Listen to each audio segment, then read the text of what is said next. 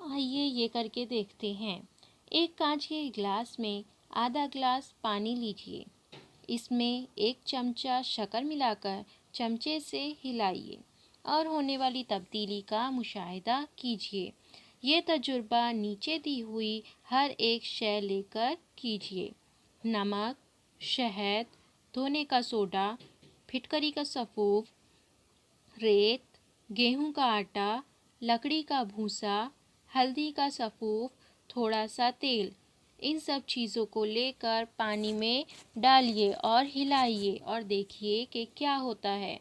हर नई शय इस्तेमाल करने से पहले ग्लास को अच्छी तरह धोकर साफ़ कर लें। आपको क्या मालूम हुआ?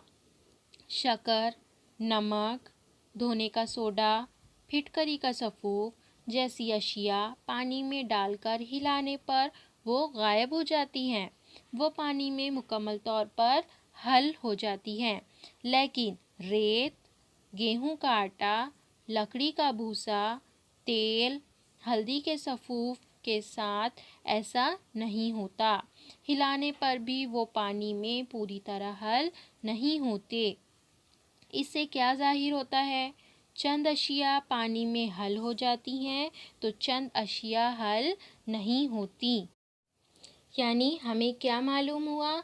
कुछ अशिया पानी में डालकर हिलाने पर वो गायब हो जाती है, यानी वो उसमें हल हो जाती है। लेकिन कुछ अशिया पानी में डालकर हिलाने पर गायब नहीं होती, यानी वो हल नहीं होती। हलशुदा शय बर्तन के पानी में पूरी तरह फैल जाती हैं। नमक पानी में हल होते ही बर्तन के पानी का जायका नमकीन हो जाता है। लेकिन अगर पानी में शक्कर डाली जाए और हिलाया जाए तो बर्तन का पानी कैसा हो जाएगा? मीठा हो जाएगा। महलूल किसे कहते हैं? पानी में जब कोई शय हल हो जाती है तो पानी और उस शय का आमीज़ा तैयार हो जाता है। इस आमीज़े को शय का महलूल कहते हैं। अगर किसी को दस्त और क़ै होने लगती है तो हम उसे पानी में नमक और शक्कर का महलूल बनाकर पीने के लिए देते हैं। इस महलूल को जल संजीवनी कहते हैं। अस्पताल में मरीज़ों को सलाइन लगाते हैं। सलाइन यानी नमक का महलूल। बाज़ वक्त सलाइन में हमें दूसरी दवाएं डालकर मरीज़ को दी जाती हैं। ये फ़ायदेमंद महलूल की मिसालें हैं। समंदर के पानी का जायका नमकीन होता है क्योंकि वो नमक का कुदरती महलूल है। हमें समुंदर का पानी पीने के लिए इस्तेमाल नहीं कर सकते। मुख्तलिफ़ कुओं के पानी का जायका मुख्तलिफ होता है, यानी अलग अलग होता है। ऐसा क्यों? ज़मीन में मौजूद कुछ अशिया पानी में हल हो जाती हैं और उनका जायका कुएं के पानी में आ जाता है। लेकिन अगर पानी में कुछ भी हल ना हो तो पानी में जायका नहीं होता। सोडा वाटर की बोतल का ढक्कन खोलते ही बुलबुले झाग के साथ ऊपर आते हैं। सोडा वाटर बनाते वक्त कार्बन डाइऑक्साइड नामी गैस दबाव के साथ पानी में हल की जाती है।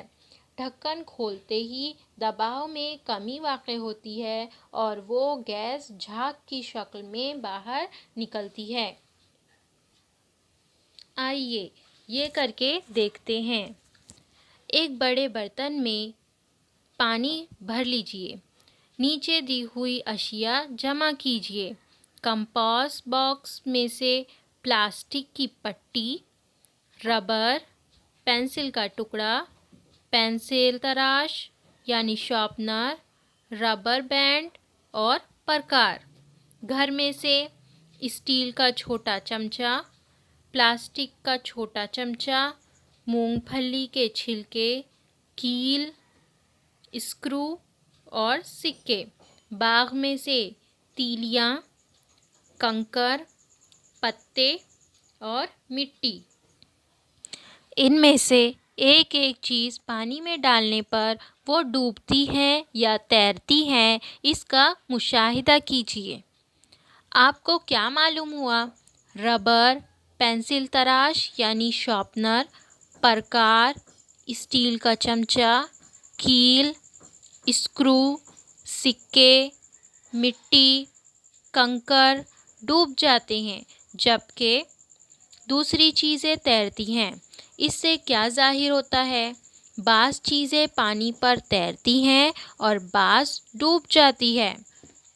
पानी पर तैरने वाली अशिया पानी से हल्की होती हैं और डूबने वाली अशिया पानी से भारी होती हैं। आइए ये करके देखते हैं। एक बड़े बीकर इस्तेवाने में गदला पानी लीजिए। पानी गदला ना हो तो इसमें थोड़ी मिट्टी, छोटी मोटी तीलियाँ और सूखे पत्तों के छोटे छोटे टुकड़े मिलाकर इसे गदला कर लीजिए। अब इस बीकर को साकिन हालत में 4-5 घंटे रखिए।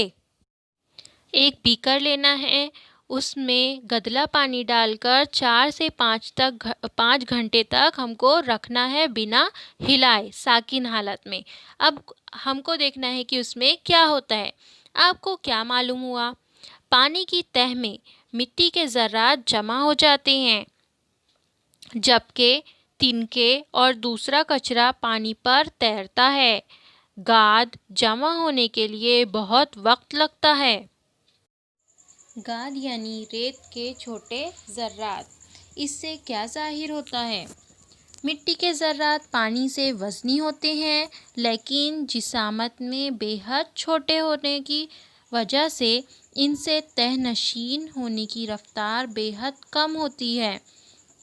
पत्तों के टुकड़े और तीलियाँ पानी से हल्की होती है। अब मिट्टी पानी से भारी होती है इसलिए वो पानी की तह में जम जाती है, लेकिन तीलियाँ पानी से हल्की होती है। पत्तों के टुकड़े और तीलियाँ पानी से हल्की होती हैं। पानी अब पहले की बनिस्बत बहुत साफ और शफाफ नज़र आता है। पानी को इस तरह काफ़ी देर तक साकिन हालत में रखकर यानी बिना हिलाए रखकर गाद के नीचे बैठने को तहनशीनी कहते हैं। यानी जो मिट्टी नीचे बैठी हुई है पानी में उसे क्या कहते हैं? तहनशीनी कहते हैं। गाद को हिलाए बगैर ऊपर का पानी दूसरे 2 बीकर में निकाल लें। ये पानी पहले की बनिस्बत साफ़ और शफाफ नज़र आता है। अब ऊपर का जो साफ़ पानी होगा उसमें वो दूसरे बीकर में हमको निकालना है और मिट्टी जो है वो नीचे जम जाएगी, गाद। इसके बावजूद पानी में मिट्टी के बारीक ज़र्रात और दूसरा टुकड़ा अब भी तैरता रहता है। अब इन दोनों बीकर को लेकर यहाँ दिए हुए 2 तजुर्बे करना है। इन बीकरों पर 1 और 2 नंबर लिख दीजिए। आइए ये करके देखते हैं। पहले बीकर के पानी में फिटकरी डालकर हल्के हाथ से हिलाइए। इसके बाद पानी को 2-3 घंटे साकिन रखिए, यानी बग़ैर हिलाए रखना है। आपको क्या मालूम हुआ? पानी पर तैरने वाले ज़र्रात आहिस्ता आहिस्ता तह में बैठ जाते हैं और ऊपर का पानी शफाफ हो जाता है यानी साफ़ हो जाता है, लेकिन कचरा और तिनके अब भी तैरते रहते हैं। इससे क्या ज़ाहिर होता है? फिटकरी घुमाने से गदले पानी में मौजूद मिट्टी के ज़र्रात तह में बैठने में मदद मिलती है। औसत हजम का एक और बीकर लीजिए, यानी ज़्यादा बड़ा ना ज़्यादा छोटा। औसत हजम का एक और बीकर लीजिए। इस पर चाय की छलनी रखिए। एक साफ़ मुलायम सूती कपड़ा लीजिए। इसको 4 घड़ी में तह कीजिए। इसे गीला करके छलनी पर बिछाइए। दूसरे नंबर के बीकर का पानी आहिस्ता आहिस्ता कपड़े की तह पर उंडेलिए। आपको क्या मालूम हुआ? मिट्टी और कचरा कपड़े पर अटक जाते हैं। छलनी के नीचे के बीकर में पानी गिरता है, वो साफ नज़र आता है। इससे क्या ज़ाहिर होता है کہ گدلے پانی کو چھاننے پر پانی صاف ہونے میں مدد ملتی ہے۔ بے ضرر پانی کسے کہتے ہیں؟ جس پانی کے پینے سے ہماری صحت کو کسی قسم کا خطرہ نہیں ہوتا، ایسے پانی کو بے ضرر پانی کہتے ہیں۔ گدلا پانی صاف و شفاف کرنے کے طریقے ہم نے دیکھ لیے، لیکن یہ ضروری نہیں ہے کہ صاف و شفاف نظر آنے والا پانی بے ضرر ہی ہو۔ پینے کے لیے بے ضرر پانی۔ پینے کا پانی بے ضرر ہونا ضروری ہے۔ خالص پانی میں ذائقہ نہیں ہوتا ہے، رنگ یا بو نہیں ہوتی۔ پانی رنگ دار نظر آئے یا اس میں بو آئے تو ایسا پانی نہ پئیں۔ ایسا پانی پینے سے انسان بیمار ہو سکتے ہیں۔ ایسا پانی ہمیں نہیں پینا چاہیے۔ برسات کا گدلا پانی ہم چھان کر استعمال کرتے ہیں۔ ضروری ہو تو اس میں پھٹکری گھماتے ہیں یا نتھار لیتے ہیں۔ اس کی وجہ سے پانی کا گدلا پن کم ہو جاتا ہے، پانی صاف اور شفاف نظر آتا ہے۔ یعنی کیا واقعی وہ پانی بے ضرر ہو گیا؟ اس تعلق سے ہم مزید معلومات حاصل کریں گے۔ خوردبینی بے حد چھوٹی جسامت جو سادہ آنکھ یا عدسے کے ذریعے نظر نہ آئے اسے خوردبینی کہتے ہیں۔ خوردبینی جاندار جسامت میں بے حد چھوٹے جاندار کو خوردبینی جاندار کہتے ہیں۔ خوردبین تجربہ گاہوں میں خوردبینی اشیاء کو دیکھنے کے لیے استعمال ہونے والا آلہ خوردبین کہلاتا ہے۔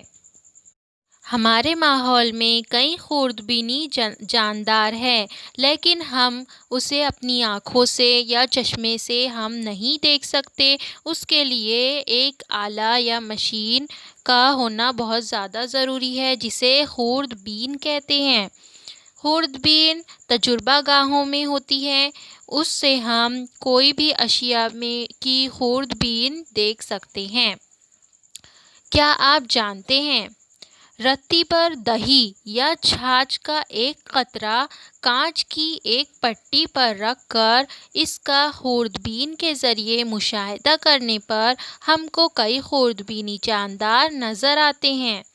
یہ خوردبینی جاندار دودھ کو دہی میں تبدیل کرتے ہیں اور ہمارے لیے فائدہ مند ہوتے ہیں، لیکن تمام خوردبینی جاندار مفید نہیں ہوتے۔ کچھ خوردبینی جاندار ہمارے جسم میں داخل ہونے پر ہم بیمار ہو سکتے ہیں۔ ایسے خوردبینی جانداروں کو نقصان دہ خوردبینی جاندار کہتے ہیں۔ ہمارے اطراف ان گنت قسم کے خوردبینی جاندار ہوتے ہیں۔ وہ مٹی، ہوا، پانی میں یا چٹانوں پر کہیں بھی ہو سکتے ہیں۔ نقصان دہ خوردبینی جاندار اگر پانی میں موجود ہوں اور ہمیں نظر نہ آئیں تو کیا یہ کہا جا سکتا ہے کہ ایسا پانی بے ضرر ہے؟ نہیں۔ بارش کے موسم میں اکثر پیچش یا گیسٹرو جیسی بیماریاں ہو جاتی ہیں۔ ایسے وقت پانی کو بے ضرر بنانے کے لیے اسے نتھار کر یا چھان کر ابالنا چاہیے۔ پانی کو جوش دینے سے، گرم کرنے سے پانی میں موجود خوردبینی جاندار ختم ہو جاتے ہیں اور بیماری ہونے کا خطرہ ٹل جاتا ہے۔ اب ہم پڑھیں گے کہ اس سبق میں ہم نے کیا سیکھا۔ چند اشیاء پانی میں حل ہو جاتی ہیں تو چند اشیاء پانی میں حل نہیں ہوتی۔ نمبر 2، چند اشیاء پانی پر تیرتی ہیں، کچھ ڈوب جاتی ہیں اور پانی کی تہہ میں بیٹھ جاتی ہیں۔ نمبر 3، گدلا پانی صاف کرنے کے لیے اسے ساکن رکھ دیتے ہیں۔ مٹی تہہ میں جمع ہونے کے بعد پانی میں پھٹکری گھمائی جاتی ہے یا پانی کو چھانتے ہیں۔ نمبر 4، چھانے ہوئے صاف و شفاف پانی میں بھی خوردبینی جاندار موجود ہوتے ہیں۔ صحت مند رہنے کے لیے ضروری ہے کہ پانی کو بے ضرر کر کے پئیں۔ اس کے لیے پانی کو جوش یا گرم کر کے خوردبینی جانداروں کا خاتمہ کرنا بہت زیادہ ضروری ہے۔ اسے ہمیشہ ذہن نشین رکھیں کہ آنکھ سے نظر نہ آنے کے باوجود انتہائی چھوٹے جانداروں کی بھی ہماری زندگی میں بہت اہمیت ہے۔